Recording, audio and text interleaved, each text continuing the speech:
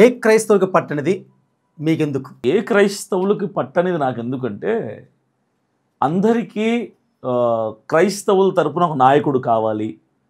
మాకంటూ అన్యాయం జరిగినప్పుడు, కష్టం కలిగినప్పుడు, సమస్యలు వచ్చినప్పుడు అసెంబ్లీలో నిలబడి లేదా పార్లమెంట్లో నిలబడి గలం విప్పేవాడు, ప్రశ్నించగలిగిన సమర్థవంతుడు, ధైర్యశాలి కావాలి అని అందరికీ ఉంది. క్రైస్తవులందరికీ అది మనసుల్లో ఉంది. ప్రవీణ్ పగడాల గారు చనిపోయిన తర్వాత ఈ ఆలోచన వచ్చింది క్రైస్తవులందరికీ. ఆయన చనిపోకముందు ఈ ఆలోచన లేదు.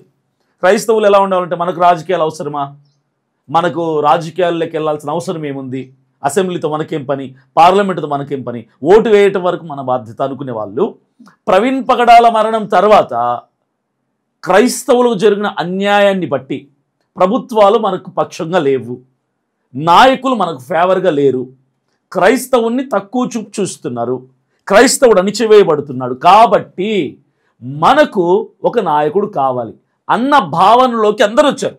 కానీ మీరు అడిగిన ప్రశ్న అందరికి రావటంలా. క్రైస్తవులకు ఎవరికి పట్టింది మీకు ఎందుకని అడిగారే, నా ప్రశ్న అదే. క్రైస్తవులకి ఇప్పుడు నేను అడిగేది, ఏ అభినయ దర్శనే పోటీ చేయాలా? అభినయ దర్శన స్థానంలో మీరు పోటీ చేయొచ్చు కదా, మీకు ఆలోచన రావచ్చు కదా. ఎంతసేపు అందరూ మా క్రైస్తవుల్లోంచి ఒక నాయకుడు కావాలి, మాకంటూ ఒక నాయకుడు కావాలి, మా క్రైస్తవుల్లో ఒకడు అసెంబ్లీకి వెళ్ళాలి, మా క్రైస్తవుల్లో ఒకడు పార్లమెంట్కి వెళ్ళాలి అనడమే తప్ప ఆ వ్యక్తిని నేనెందుకు కాకూడదు, ఈ అవేర్నెస్ తీసుకురావడానికి నేను ఈరోజు అడుగేస్తాను. ఓకే, అంటే వాళ్ళని మోటివేషన్ చేస్తూ, వాళ్ళని మోటివేట్ చేస్తాను, వాళ్ళలోకి అవేర్నెస్, ధైర్యం నింపడానికి వస్తున్నాను. ఇప్పుడు మీరు అన్నారు ఎవరికి పట్టంది మీకు ఎందుకని, నేను అదే అంటున్నా. ఎవరికి ఎందుకు పట్టడంలా, ఎందుకు ఒక మంచి క్రైస్తవ నాయకుడు వస్తే బాగుంటుందని కోరుకోవటం కంటే ఆ క్రైస్తవుల తరపున నేనే నాయకుడిని ఎందుకు కాకూడదు అని నువ్వే అనుకోవచ్చు కదా. నువ్వే క్రైస్తవుడు అనుకోవచ్చు కదా. ఎంతమంది లేరు, నువ్వు సమస్యలను ఎదుర్కోవటం లేదా, నువ్వు అణిచివేయబడటం లేదా, ఎందుకు ఇబ్బందులు ఎదుర్కోవటం లేదా, నువ్వు ఎందుకు ఎవడో వస్తాడు ఎంతసేపు ఎదురు చూడటం వలన ఉపయోగం ఉండదు కదా. ఈరోజు అభినయ్ దర్శన్ అనే నాకు వచ్చినటువంటి ఆలోచన, నాకున్న ఈ ధైర్యం, నేను చేస్తున్న ఈ డేర్ స్టెప్ మీరు కూడా చేయగలగాలి, ప్రతి క్రైస్తవుడు చేయగలగాలి. నేను మీడియా ముఖ్యంగా అదే చెప్తున్నా. ప్రతి క్రైస్తవుడికి రావాల్సిన ఆలోచన ఏంటంటే, నేనెందుకు నిలబడకూడదు, నేనెందుకు అసెంబ్లీకి వెళ్ళకూడదు, నేనెందుకు పార్లమెంట్కి వెళ్ళకూడదు, నేనెందుకు పోటీ చేయకూడదు, నేనెందుకు క్రైస్తవుల తరపున ఒక అధికారంలో కూర్చోకూడదు, సింహాసనాన్ని అధిష్ఠించకూడదు అని మీకు ఆలోచన వచ్చిన రోజున క్రైస్తవత్వం ఎత్తుకెదుగుతుంది. అంతవరకు అణిచివేయబడుతూనే ఉంది. నేను చెప్తుంది అదే. అభినయ్ దర్శన్ ఈరోజు జూబ్లీ హిల్స్ ఎన్నికల్లో పోటీ చేస్తున్నాడు. ఈ ఒక అవేర్నెస్ క్రియేట్ అవ్వాలి క్రైస్తవుల్లో. అంటే రానున్న ఎలక్షన్స్ లో మేము కూడా అభినయ్ దర్శన్ లాగా పోటీ చేయాలి. అంటే ఇంతవరకు క్రైస్తవులని పిరికివారు అనే భావన కలుగుతూ ఉంది. పిరికి వాళ్ళగా భావన కలగటం కాదు, పిరికి వాళ్ళలాగా మన పాస్టర్లు తయారు చేశారంటారు. మొత్తం మన పాస్టర్లు 100కి 90 మంది పాస్టర్లు సంఘాల్లో ఉన్నటువంటి క్రైస్తవులందరినీ చేతకాని వాళ్ళలాగా, చవటల్లాగా, మీకు రాజకీయాలు అవసరం లేదు, అసెంబ్లీలు పార్లమెంట్లతో మనకు పని లేదు, ఓటేయండి అని చెప్పడం నేర్పించారు. అంతే. ఎవడను కొడితే కొట్టించుకోండి, తిడితే తిట్టించుకోండి, ఉమ్మితే ఉమ్మించుకోండి, అన్యాయం జరిగితే తలదించుకొని వెళ్ళిపోండి, అంతే తప్ప అన్యాయాన్ని ప్రశ్నించండి అని పాస్టర్లు నేర్పించాలా. ఈరోజు నేను నేర్పిస్తున్నా. అంటే వాళ్ళ పిరికితనాన్ని పారదోడానికి వచ్చారు. పిరికితనాన్ని చంపి ధైర్యంతో వాళ్ళని నింపి నాయకులుగా తయారు చేసి అసెంబ్లీ వైపు నా క్రైస్తవులలో సమర్థవంతులని, నా క్రైస్తవులలో జ్ఞానవంతులని, నా క్రైస్తవుల్లో బాగా చదువుకున్న వాళ్ళని, నా క్రైస్తవుల్లో ఏదైనా చేయటానికి ముందుకు రాగలిగిన వాళ్ళని నాయకులుగా నిలబెట్టి అసెంబ్లీ వైపుకు అడుగులు వేయించే ప్రయత్నం నేను చేయటానికే ఈ రోజున ఈ నిర్ణయం తీసుకున్నా. ఎవరికి పట్ల, నాకే పట్టింది. ఎందుకంటే ఇది నా భుజాల మీద వేసుకున్నటువంటి భారం, నా భుజస్కంధాల మీద బాధ్యత వేసుకున్నాను నేను ఈ రోజున. యావత్ క్రైస్తవ సమాజం అంతటిని నా భుజాల మీద మోయాలి అని నేను నిర్ణయించుకున్నా. ఎందుకంటే ఈరోజు నన్ను చూసైనా రేపు ఇంకో యువకుడు లేస్తాడు, యువత లేవాలి. క్రైస్తవ యువకులు లేరా? ఒక వర్షిప్ కాన్ఫరెన్స్ పెడితే, ఒక పబ్లిక్ మీటింగ్స్ పెడితే ఎంతమంది యంగ్స్టర్స్ వెళ్తున్నారు? కొన్ని వేల లక్షల మంది వెళ్తున్నారు. లేవండి, రాజకీయ దిశగా అడుగులు వేయండి. అభినయ్ దర్శన్ ఒకటే కాబట్టిందా అనుకుంటారో, అభినయ దర్శన్ తప్ప ఇంకెవరు లేరా అనుకుంటారు, కాంపిటీషన్గా తీసుకుంటారు. ఎలా తీసుకుంటారో తీసుకోండి, వాళ్ళు లేవాలి, యవనస్తులు లేవాలి. క్రైస్తవ సంఘాల్లో నుంచి యవనస్తులు, యంగ్స్టర్స్, యువకులు లేవాలి. లేచే అడుగులు ముందుకేసి ప్రశ్నించే దిశగా, అన్యాయాన్ని ఎదిరించే దిశగా అడుగులేసిన రోజున ఖచ్చితంగా అసెంబ్లీలో క్రైస్తవుడి గలం మోగటం పక్కా. ఇప్పుడున్న క్రైస్తవులు నాయకులు కొందరు ఉన్నారు, ఎమ్మెల్యేలుగా ఉన్నారు, ఎంపీలుగా ఉన్నారు. వారు ఎప్పుడు వాళ్ళు నిలదీయడానికి ప్రయత్నం చేయలేదు మీరు? అదే నేను ఇంకో పాయింట్ చెప్తాను. క్రైస్తవులు రాజకీయాలు ఉంటే పని అవ్వదు. అంటే మన ఓట్లతో గెలిచిన వ్యక్తులు ఉన్నారు కదా అక్కడ. అదే చెప్తాను, మేము నమ్మి మీకు ఓటేసాము, మా క్రైస్తవ న్యాయం చేస్తాము అనే ఉద్దేశంతో మేము ఓటేసి గెలిపించేది, పార్లమెంట్ కావచ్చు, అసెంబ్లీ కావచ్చు, మేము మీకు పంపించాము. మాత్రం పోరాటం చేయలేదు, కనీసం మా జరుగుతున్న అన్యాయానికి వినిపించడానికి కూడా వాళ్ళు ముందుకు రావడం లేదు. ఎందుకు రావట్లేదు మీరు ప్రశ్నించడానికి ముందుకు వచ్చారు? అదే నేను అంటున్నా. ఫస్ట్ ఆఫ్ ఆల్ నువ్వు అంటుంది క్రైస్తవుడు నాయకుడిగా ఉన్నాడు కదా, క్రైస్తవుడు ఎమ్మెల్యేగా ఉన్నాడు కదా అంటున్నావు. అవును. నేనంటుంది క్రైస్తవుడు ఎమ్మెల్యేగా, క్రైస్తవుడు ఎంపీగా కాదు, వాళ్ళు నామకార్థపు క్రైస్తవులు. అంటే రేపు మీరు కూడా అలాగే గెలిచిన తర్వాత అదే చెప్తున్నా, వాక్యం ఎరిగిన క్రైస్తవుడు కావాలి. అంటే మీరు ఏదైనా మాట మీద నిలబడి దేవుని భయం మీద భయం కలిగి ఖచ్చితంగా ఏదైతే మాట ఇచ్చారో, ఏదైతే ప్రజలకు హామీ ఇచ్చారో ఆ హామీ నిలబెట్టడానికి కోసమే ఈ రోజు నిలబడుతున్నారు. ఖచ్చితంగా నేను అంటుంది ఏంటంటే వాక్యము తెలిసిన సేవకుడు, వాక్యము తెలిసిన క్రైస్తవుడు, ప్రార్థన అనుభవం కలిగిన క్రైస్తవుడు, దేవునితో మంచి సత్సంబంధం కలిగిన క్రైస్తవుడు, ప్రతిరోజు ప్రార్థనతో రోజును ప్రారంభించే క్రైస్తవుడు, స్వార్థ వాక్యము ప్రసంగాలు చేయగలిగిన క్రైస్తవుడు అసెంబ్లీకి పంపించుకోగలిగితే ఖచ్చితంగా అతను క్రైస్తవుల పక్షమున న్యాయం చేయగలడు. అంటే మోషేలాగా మీరు నాయకుడు కావాలనుకుంటున్నారు? అయితే నేనని కాదు, అదే మీరే మిమ్మల్ని ఎన్నుకోగలుగుతారా? క్రైస్తవులు ఎన్నుకుంటారు నేను అనుకుంటున్నారా? నా ప్రయత్నం నేను చేస్తున్నా, నా క్రైస్తవులు నాకు సపోర్ట్ చేస్తున్నారు. అసలు ఊహించలా ఇంత మెజారిటీ సపోర్ట్ నాకు దొరుకుతుందని నేను ఊహించలేదు. లాస్ట్ 4-5 డేస్ నుంచి చూస్తున్నాను కదా, thousands of calls, thousands of messages, thousands of comments. అందరూ సపోర్ట్ చేస్తున్నారు. పాస్టర్స్ ఏంటి, యువకులు ఏంటి, సంఘస్థులు ఏంటి, పెద్దవారు, వృద్ధులు, చిన్నవాళ్ళు అందరూ కూడా సపోర్ట్ చేయాలి.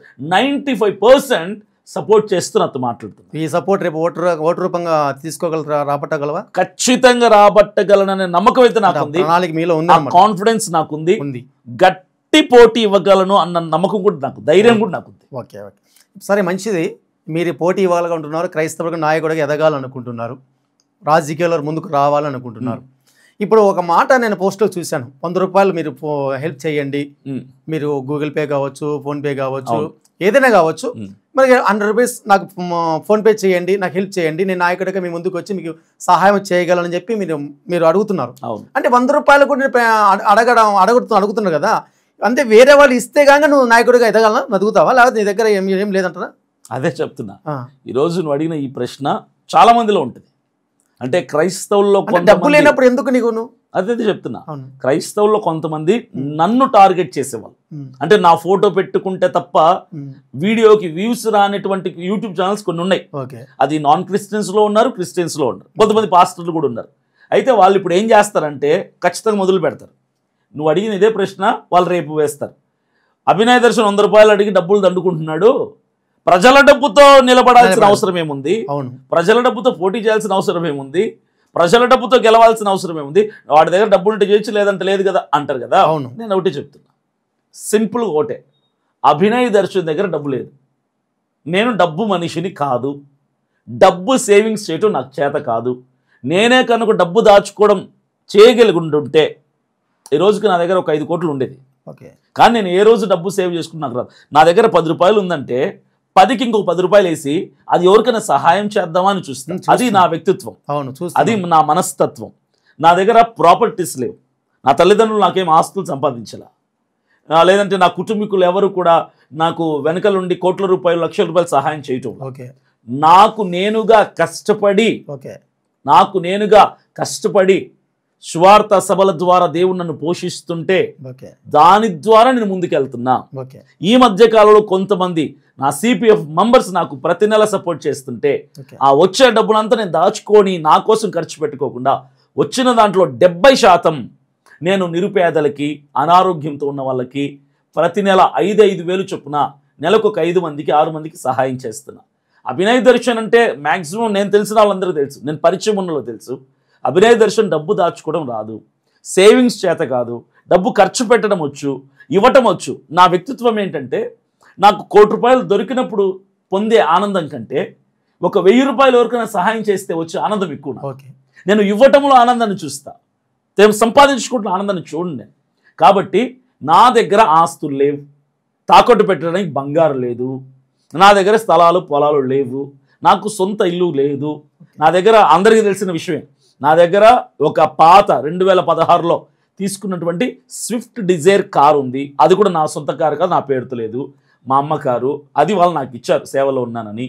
నా దగ్గర ఏం ఓన్ ప్రాపర్టీస్ ఏం లేవు, కానీ నా దగ్గర ప్రజలకి ఏదో చేయాలన్న మంచి మనసు అయితే నా దగ్గర ఉంది. ఇది నాకు సపోర్ట్ చేస్తున్న వాళ్ళకి తెలుసు.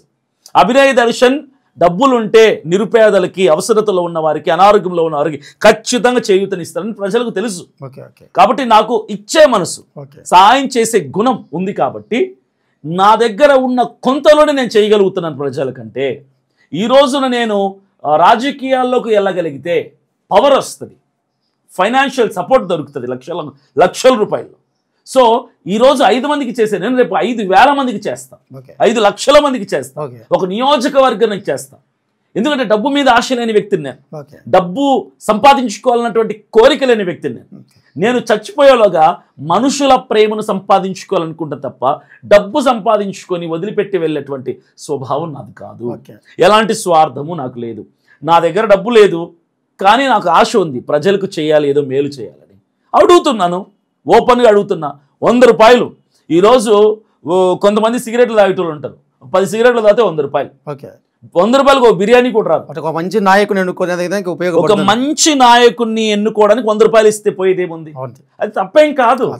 దీన్ని నెగిటివ్ గా స్ప్రెడ్ చేసి ఏమన్నా దాన్ని ఇంకో విధంగా నీకు బ్యాడ్ గా ఏమన్నా చేయగలగడానికి అవకాశం ఉంటుందని. ఇప్పుడు ఒకటి సంపత్, ప్రతి ఒక్కడి మీద నెగిటివిటీ ఉంటుంది. బెస్ట్ ఎగ్జాంపుల్ చెప్పాలంటే యేసుక్రీస్తు ప్రభువుల వారు, ఆయన ఏ పాపము లేని వ్యక్తి, నాలో పాపం ఉంది అని ఎవరైనా స్థాపించగలరా అని ప్రపంచానికి సవాలు విసిరినటువంటి ఆయనని కూడా చాలా మంది ఇష్టపడరు, ఆయనను కూడా ద్వేషిస్తారు, ఆయన మీద కూడా కక్ష క్రోధాలు ఉన్నాయి. అలాంటి మహనీయుడిని పేరు పెట్టిన వాళ్ళు వ్యతిరేకంగా ప్రవర్తించిన వాళ్ళు నేనెంత ఆఫ్టర్ బచ్చాగాన్ని రైట్ అయిన. ఇప్పుడు రీసెంట్ గా మనం చూస్తున్నాం, ప్రవీణ్ పగడాల గారు చనిపోయిన తర్వాత ఆయన కోర్టుకు సంబంధించిన వాదనల కోసం ఏదో ఖర్చు అవుతుందని చెప్పి మన ఒక ఎంపీ హర్ష కుమార్ గారు, అవును, ఆ ఎంపీ గారు ఏదో డొనేట్ చేయమని చెప్పి ఆయన ఒక వాట్సాప్ ద్వారా చాలా మందికి పిలిపించాడు. అవును, దీని గురించి చాలా నెగిటివ్ కామెంట్స్ కూడా వచ్చాయి దాని గురించి. ఎలాగ నీ మీద కూడా నెగిటివ్ కామెంట్స్ రావడం వల్ల నీకు ఎఫెక్ట్ పడుతుందేమో అని చెప్పి అనుకుంటున్నాను. మంచి మాట. ఎక్స్ఎంపీ హర్ష కుమార్ గారు, అవును, రాజమండ్రిలో ఉంటారు ఆయన. ₹10 అడిగారు. అవును, ఒక్కొక్కరు ₹10 ఇవ్వండి, నాకు మద్దతుగా, నాకు సపోర్ట్ చేయాలి, ప్రవీణ్ పగడాల విషయంలో న్యాయం కావాలి అని ఆశించిన వాళ్ళు. బలవంతం ఏమీ లేదు, ఫ్రీ విల్తో మీరు ఇవ్వాలనుకుంటే ₹10 నాకు ఇవ్వండి, మనస్ఫూర్తిగా మీ మనస్సుకు నచ్చితే ₹10 ఇవ్వండి అని అడిగాడు. ఆయన అడిగిన 2 రోజులకే ఆయన రిక్వైర్మెంట్ అమౌంట్ వచ్చేసింది 5 లక్షలు. బ్లాక్ చేశారు, అప్పుడు 5 లక్షలు వచ్చింది. తర్వాత ఆయన కంటిన్యూ చేశారు, బ్లాక్ చేశారు మనకు తెలియదు. ఆయన అయితే అనౌన్స్ చేశారు 2 రోజుల్లో నాకు అమౌంట్ వచ్చేసింది, చాలా థ్యాంక్స్ అని ఆయన చెప్పాడు. అయితే ఈ రోజు నేను అడుగుతుంది అదే, ₹100 అడుగుతున్నా.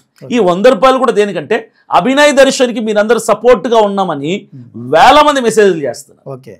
మీ మద్దతుని ₹100 రూపంలో నాకు తెలియజేయండి. ₹100 మీకు పోయేదేం లేదు, కానీ ఆ ₹100 నాకు మీలాంటి వాళ్ళు ఒకరొకరికి తోడై, ఒకరికొకరు తోడై 100 మంది 1000 మంది అవుతే ఆ డబ్బులు నాకు, నేను ఎలక్షన్లో నిలబడడానికి, నామినేషన్ వేయటానికి, నేను అక్కడ హోటల్లో ఉండటానికి, నాతో ఉన్న టీం మెంబర్స్కి భోజనానికి ఖర్చు పెట్టుకోవడానికి, తర్వాత చాలా ఖర్చులు ఉంటాయి. ఎలక్షన్ అంటే ఖర్చు ఉంటుంది.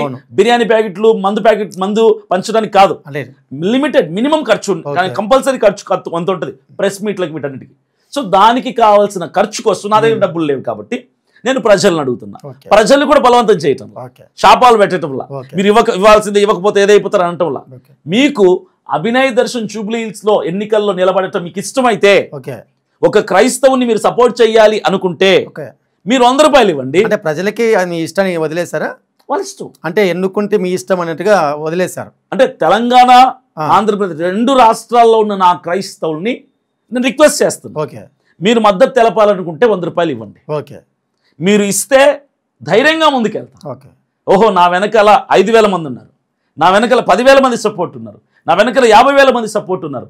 మీరు 100 రూపాయల ద్వారా మీ మద్దతును నాకు తెలియపరిస్తే నాకు కాన్ఫిడెన్స్ వస్తుంది, నాకు ధైర్యం వస్తుంది, నేను మాట్లాడే మాటలో ఫెయిత్ వస్తుంది. అంటే ఏదైనా ఓపెన్ గా ఈ రోజు మీరు వదులుతున్నారు. ఓపెన్ గా నేనేమి 5,000 అడగల, 10,000 అడగల, 100 జస్ట్ 100 రూపీస్.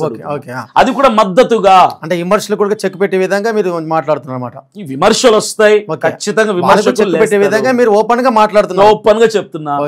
ఇప్పుడు నేను చెప్పిన ఈ విషయాలను అందరూ చూస్తారు కదా, ఏ మనసుతో అడుగుతున్నాడు అని చూస్తారు కదా. నేను ఒకటి చెప్తున్నా, నేను చాలా ట్రాన్స్పరెంట్ గా ఉంటా.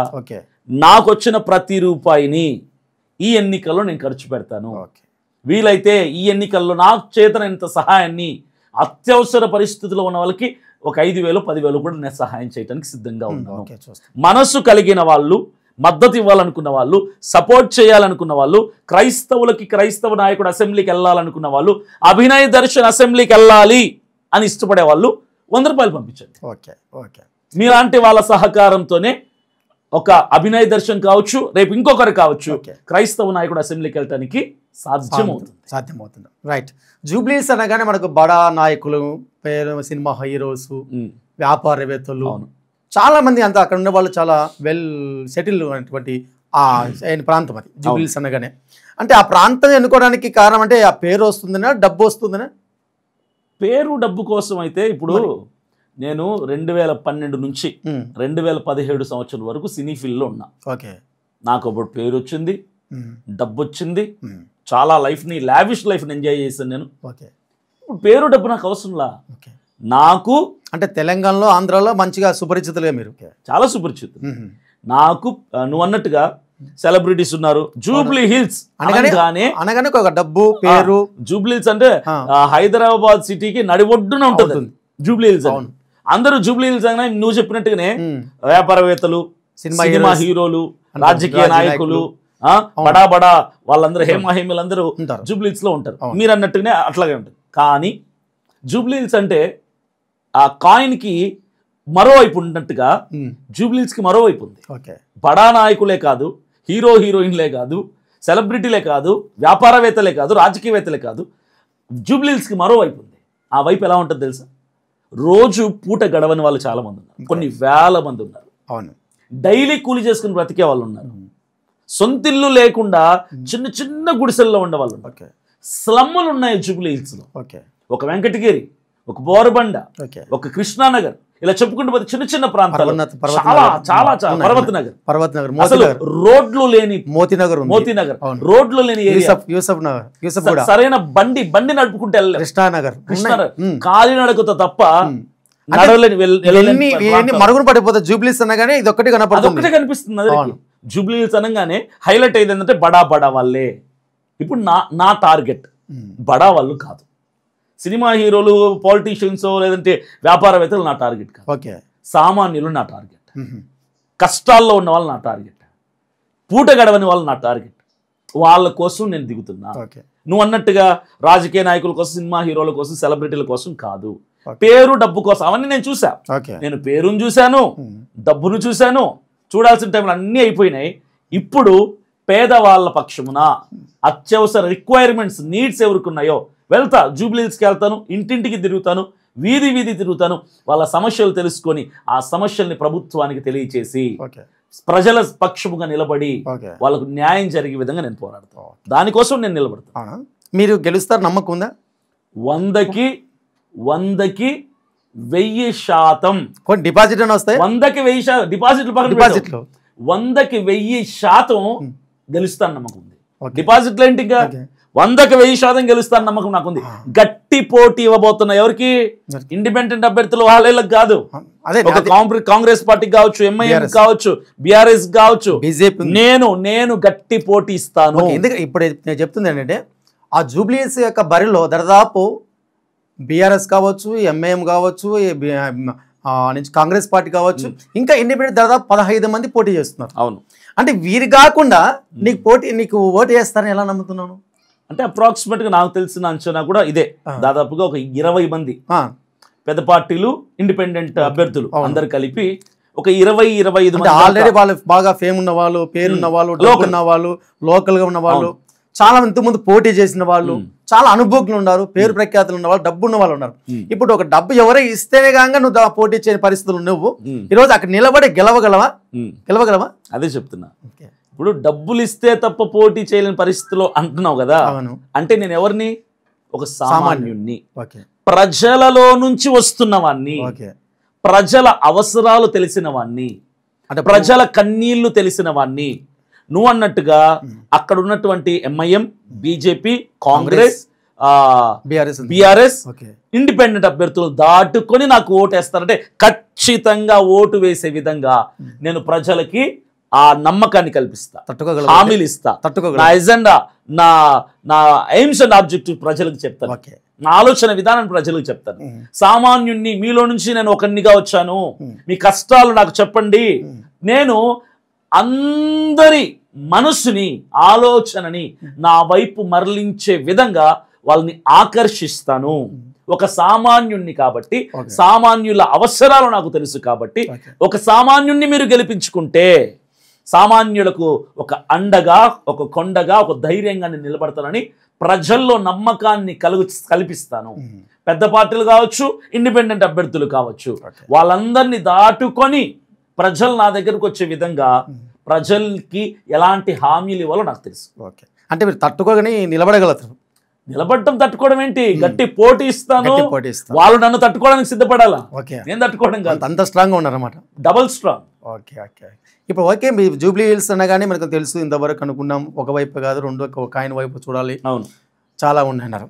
చాలా పార్టీలు వచ్చాయి, ఎంపీలు వచ్చారు, ఎమ్మెల్యేలు వచ్చారు, సీఎంలు వచ్చారు, ఎంతో మంది వచ్చారు నాయకులు అక్కడికి. కానీ ఇప్పుడు నువ్వు అనుకుంటే జూబ్లీ హిల్స్ అనగానే చాలా వెనుక వైపు చాలా మురికి వాడలు ఉన్నాయి, చాలా స్లమ్మేర్స్ ఉన్నాయి, చాలా పూటకు గడవని పరిస్థితుల్లో ఉన్నారు, ఇల్లు లేని వారిలో ఉన్నారు, వీధులు సరిగా లేని పరిస్థితులు ఉన్నాయి, మురికి కాలువలు సరిగా పరిస్థితులు ఉన్నాయి, చాలా కంప్లైంట్స్ ఉన్నాయి. అంటే వీళ్ళన్నీ లీడింగ్ పార్ట్స్ ఉన్నాయి, ఒక పక్క ఉన్నాయి, బడా పార్టీలు ఉన్నాయి, ఎమ్మెల్యేలు బాగా ఉన్నారు, మంత్రులు ఉన్నారు, మంత్రులుగా పనిచేసిన వాళ్ళు ఉన్నారు జూబ్లీ హిల్స్ లో. అంటే వీళ్ళందరూ చేయని వాళ్ళంతా ఇప్పుడు నువ్వు ఒక్కడే ఒక ఇండిపెండెంట్ గా నిలబడి గెలిచిన తర్వాత, ఒకవేళ నువ్వు గెలిచావు అనుకోని, గెలిచిన తర్వాత నువ్వు సాధించగలవా, చేయగలవా? ఫస్ట్ పాయింట్ ఏంటంటే, గెలిచాననుకోండి, గెలిస్తే గెలిచారు, ఇప్పుడు ఖచ్చితంగా గెలుస్తాను, గెలిచిన తర్వాత చెప్పండి. మంత్రిగా ఒక సీఎం చేయలేకపోయాడు, ఒక మంత్రి చేయలేకపోయాడు, ఇంతమంది సపోర్ట్ ఉన్నటువంటి ఒక పార్టీలు కూడా చేయలేకపోయాయి. అంటే వాళ్ళ విధంగా పార్టీ, రూలింగ్ పార్టీ ఉండి కూడా అన్ని విధాలుగా అవకాశం ఉండి కూడా చేయలేకపోతే, ఒక ఇండిపెండెంట్ గా నువ్వు నిలబడి ఏ సపోర్ట్ ఉండదు నీకు. అవును, నువ్వు గవర్నమెంట్ నీది కాదు, అవును, మంత్రివి కాదు, ఏమీ కాని పరిస్థితి. ఒక ఎమ్మెల్యే గెలిచామనుకో, ఒక ఎమ్మెల్యే మాటతో నిలబడి వాళ్ళు చేయగలరా, చేయించగలవా? ఖచ్చితంగా.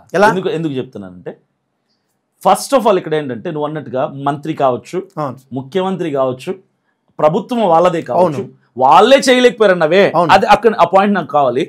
వాళ్ళే చేయలేకపోయారు కాదు, చెయ్యాలనే ఉద్దేశం వాళ్ళకి లేదు. అంటే వాళ్ళు చేసే మనసు లేదు. ప్రజల్లో మభ్య పెట్టి ఓట్లు వేయించుకొని ఆ కొంతకాలానికి వెళ్ళిపోతున్నారు.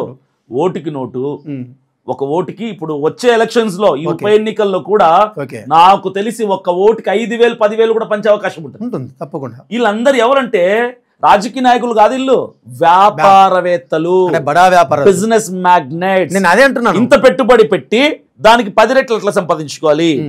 ఇప్పుడు వాళ్ళు అధికారం వాళ్ళది, ప్రభుత్వం వాళ్ళది, మంత్రివర్గంలో ఉన్నారు, ఎమ్మెల్యేలుగా ఉన్నారు, ఇంత బ్యాక్గ్రౌండ్ ఉండి కూడా ప్రజలకు చేయలేకపోతే ఒక ఇండిపెండెంట్ గాడి నువ్వేం చేస్తావు నేను చెప్తా. అవును, వాళ్ళకి చేసే మనసు లేదబ్బా. ఎవరికి? నువ్వు చెప్పిన ప్రభుత్వంలో ఎవరైతే ఉన్నారో ఎంపీలుగా, సీఎంలుగా, వాళ్ళకి చేసే మనసు లేదు. ఎందుకు చేసే మనసు లేదంటే, ప్రజల్ని కొనేసారు వాళ్ళు డబ్బులు ఇచ్చి. అంతేంటారా?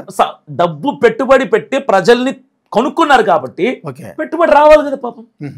ఇప్పుడు 5 సంవత్సరాల్లో పెట్టిన పెట్టుబడికి 10 రెట్లు సంపాదించుకోవడమే రాజకీయం యొక్క టార్గెట్. చేసే మనసు లేనోడికి ప్రభుత్వం వాడిదైతే ఏంటి, మంత్రి అయితే ఏంటి, ముఖ్యమంత్రి అయితే ఏంటి, వాడు ప్రధానమంత్రి అయితే ఏంది, చేసే మనసు లేనప్పుడు.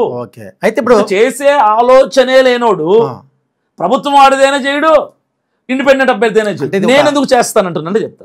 నాకు చేసే మనసు, ప్రభుత్వాన్ని మెడలుంచి జూబ్లీ హిల్స్ లో ఉన్నటువంటి సామాన్య ప్రజల యొక్క అవసరాలని ప్రభుత్వ దృష్టికి తీసుకొని పోయి నేను ఆమర నిరాహార దీక్షలు చేస్తానో, ఓకే ధర్నాలు చేస్తానో, ఓకే రోడ్డు ఎక్కుతానో, ఓకే ఏముంటుందో తెలీదు. ఓకే ప్రజల సమస్యలని ప్రభుత్వం దృష్టి తీసుకెళ్ళి ప్రభుత్వపు మెడలు వంచి ప్రభుత్వముతో పని చేయించగలిగేటువంటి సమర్థత సామాన్యుడైన అమిత దర్శకుడు. ఓకే. బోరబండలు అనే పరిస్థితి మన ప్రాంతంలో చూస్తున్నాం. బోరబండ కావచ్చు, మోతీనగర్ కావచ్చు, అలాగే యూసఫ్గూడ కావచ్చు, కృష్ణానగర్ కావచ్చు. వాళ్ళ జీవన పరిణామాలు ఎలా ఉంటాయి తెలుసా? చాలా దుర్భర పరిస్థితులు ఉన్నాయి. అవును, చాలా దుర్భర పరిస్థితులు ఉన్నాయి. నిలవలేని పరిస్థితులు ఉన్నాయి, తిండి లేని పరిస్థితులు ఉన్నాయి, ఇల్లు లేని పరిస్థితులు ఉన్నాయి. మురికి కాలాలు చూస్తే ఒక దుర్గంధం. అవును, వర్షం వస్తే నిండిపోయే పరిస్థితి. అలాంటి పరిస్థితుల్లో ఉన్న అంటే చాలా సమస్యల సుడిగుండంలో ఉంది జూబ్లీస్ అంటే. చాలా మంది జూబ్లీస్ అనగానే డబ్బు ఉన్నదే పేరు అనుకుంటున్నాం, కానీ చాలా సమస్యలు అక్కడే నిలయంగా మారింది అది. కానీ అలాంటి నిలయంగా మారినటువంటి జూబ్లీ హిల్స్ ను మీరు ఎన్నుకొని నిలబడి సాధించగలరా, వాళ్ళకి న్యాయం చేయగలరా అని? ఖచ్చితంగా న్యాయం చేస్తాను. చేస్తారా? 100కి 1000% న్యాయం చేస్తాను. జూబ్లీ హిల్స్లో నువ్వు అన్నట్టుగా చాలా ప్రాబ్లమ్స్ ఉన్నాయి. సమస్యలకు నిలయంగా మారింది అది. ఈరోజు డ్రైనేజీ ప్రాబ్లం. హైదరాబాద్లో వర్షం వస్తే, ఒక గంట వర్షం వస్తే జూబ్లీ హిల్స్లో బండి కానీ, కారు కానీ, నడక కానీ ఏది సాధ్యం కాదు. ఎక్కడిదక్కడ స్తంభించిపోతాం. అవును, డ్రైనేజ్ ప్రాబ్లం ఎక్కువగా ఉంది. ఇలాంటి 1 కాదు 2 కాదు, చాలా సమస్యలు ఉన్నాయి. ఈ సమస్యలన్నిటిని తెలుసుకొని ప్రజల పక్షముగా న్యాయ దిశగా నిలబడి పోరాడి ఖచ్చితంగా గెలుస్తానని ఈ మీడియా ముఖంగా నేను ప్రజలకు తెలియజేస్తున్నాను.